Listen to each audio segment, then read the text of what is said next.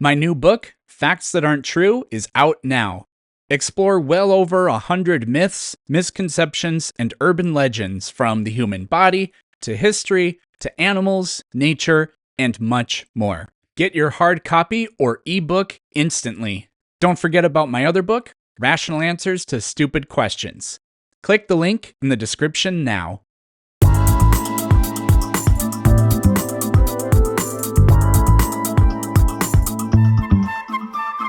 We kind of have problems with the idea of singularity because it's infinite and indivisible and so kind of unmeasurable.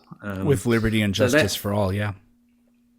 Yeah, so that those first few nanoseconds are kind of physics doesn't really breaks down. So the mathematical models we have.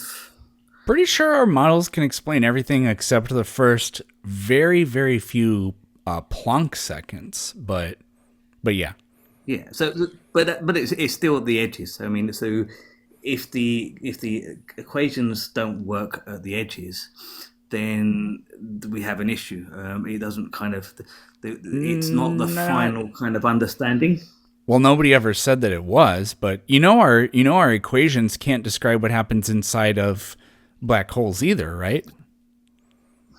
Yeah, I mean, I know. I mean, there's this. Yeah, but nobody says, like, well, we have a real big problem with the idea that black holes exist. No, we know that they exist. We even know how they form.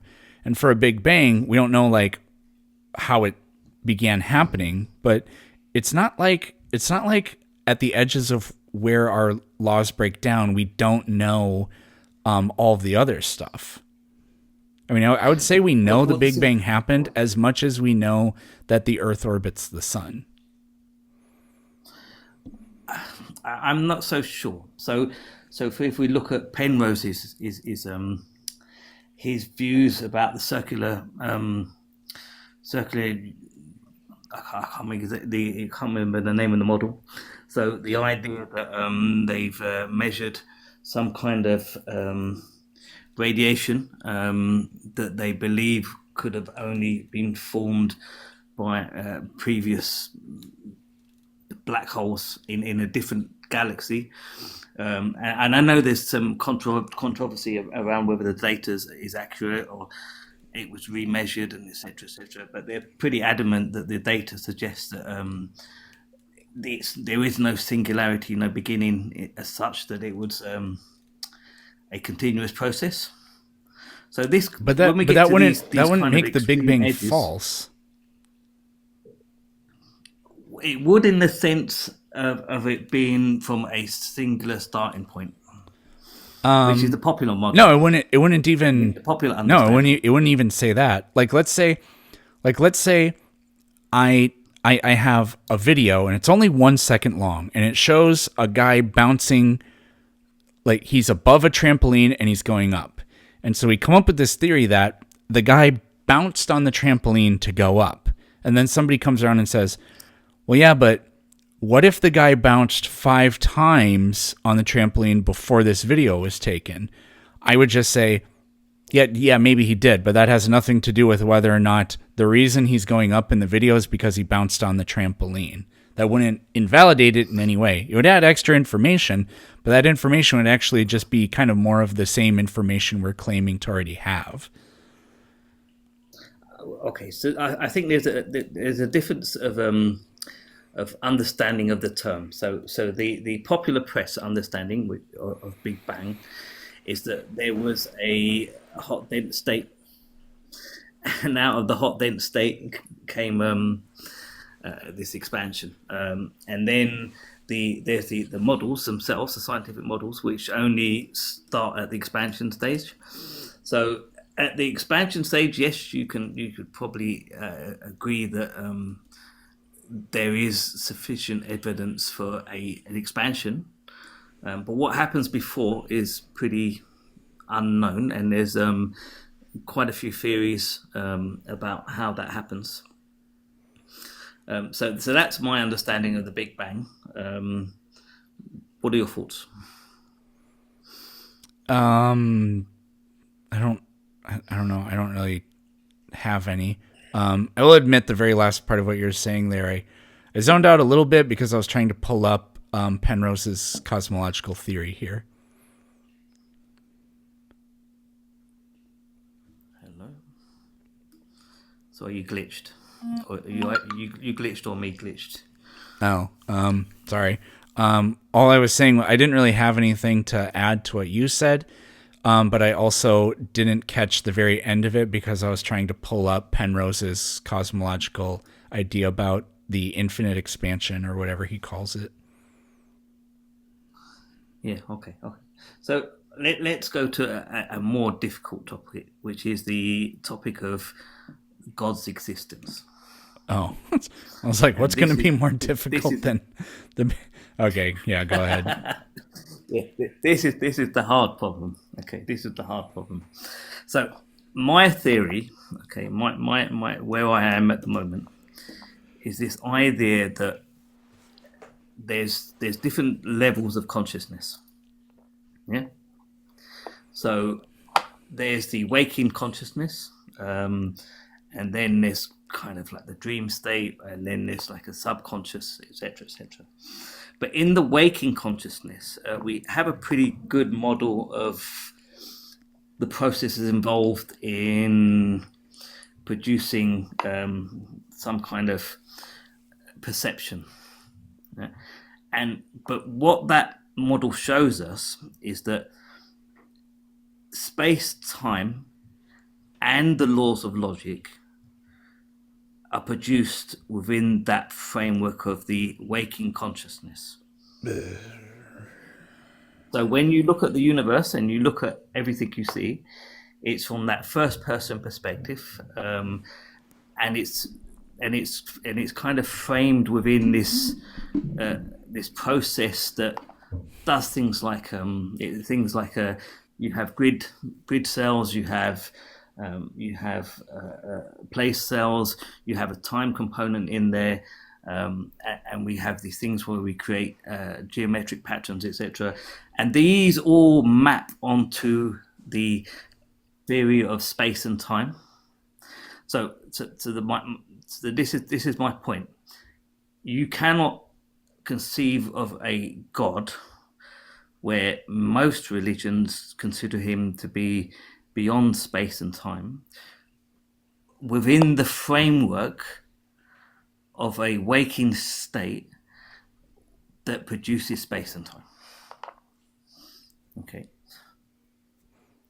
that's my understanding, and it gets a little bit more complicated than that, because in a lower state or a different level of consciousness, there is those rules don't apply.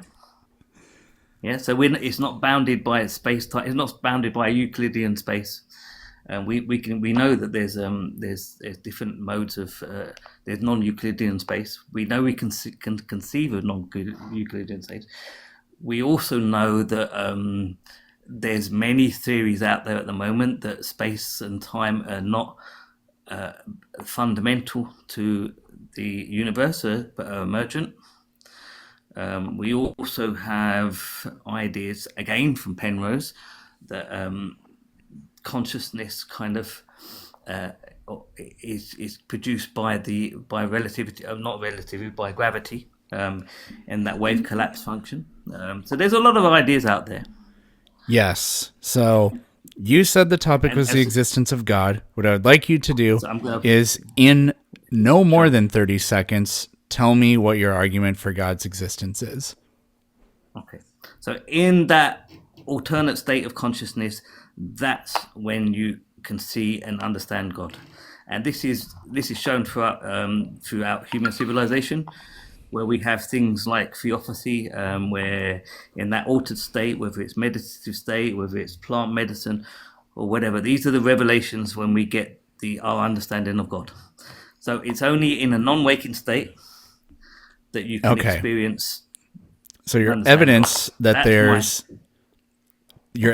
there's a kind of non-corporeal mind, I don't know if you mean an eternal mind or what, that is God, is that when we alter our conscious state, we can access the same kind of consciousness. therefore God exists? We can access a consciousness where we can perceive God. Yes. So Okay, so what are the properties that this God has that we are able to experience when we take like shrooms and ayahuasca? So there's the idea, because we, in our waking consciousness, there's the idea that we kind of create reality just because of the processes involved. When you're in an alternative state, it's like the headphones have been taken off, or the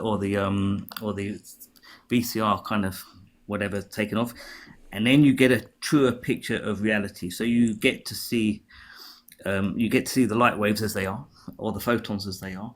You get to see the sound as it really is. You get to see light as it really is, and it's in that framework that we have had revelation and we've had insights that tell us the nature of God. And it's also in that state that people have said that they feel the presence of God, whether it's a sense of complete oneness, an absolute bliss, etc., etc. So it's an interesting theory.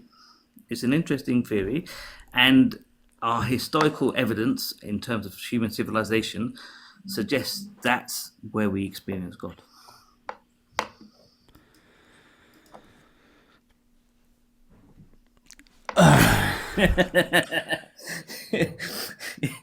I mean, if you'd ask anyone who's had a mystical experience, they would kind of say that, yeah, that's where you experience God.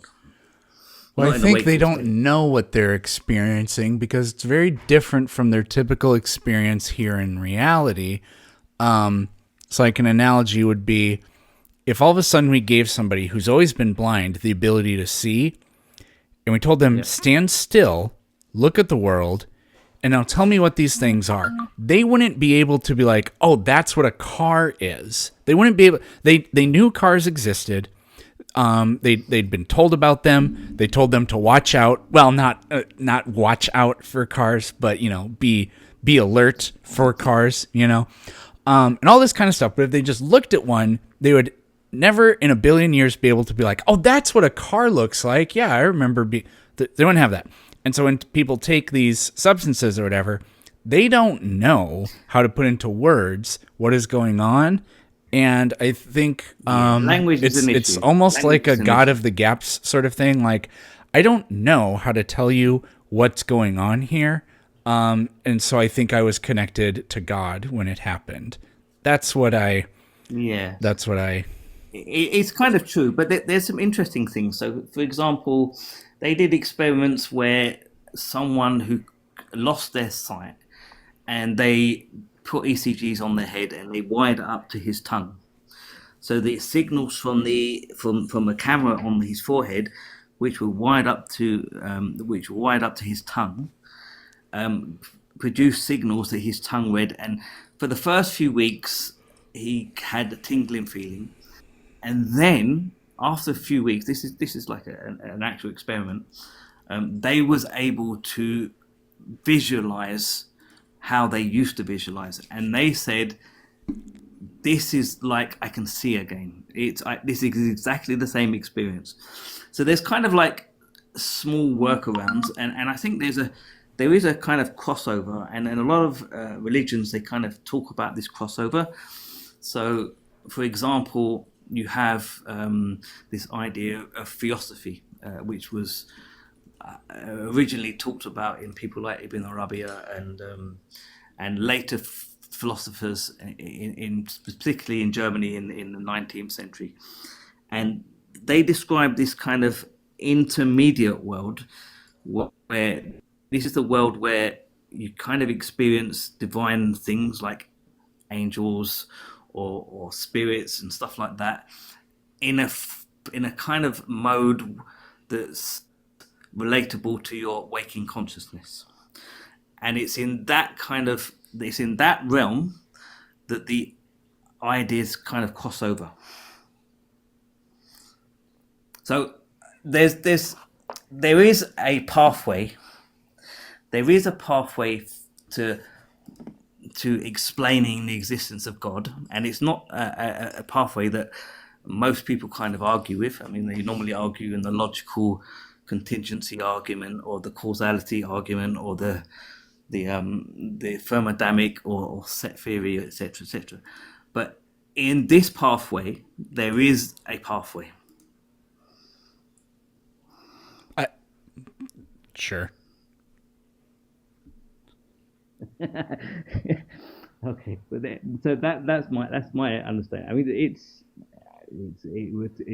kind of like there's a lot involved. There's a lot involved in understanding how our reality is kind of created in our waking state. There's a lot involved in understanding that space, time, and is not necessarily fundamental to the universe. There's a lot involved in historical perceptions of how these revelations or these mystical experiences have come down to these ancient states.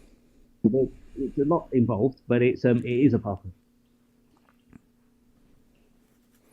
All right. I just don't have anything to say about it.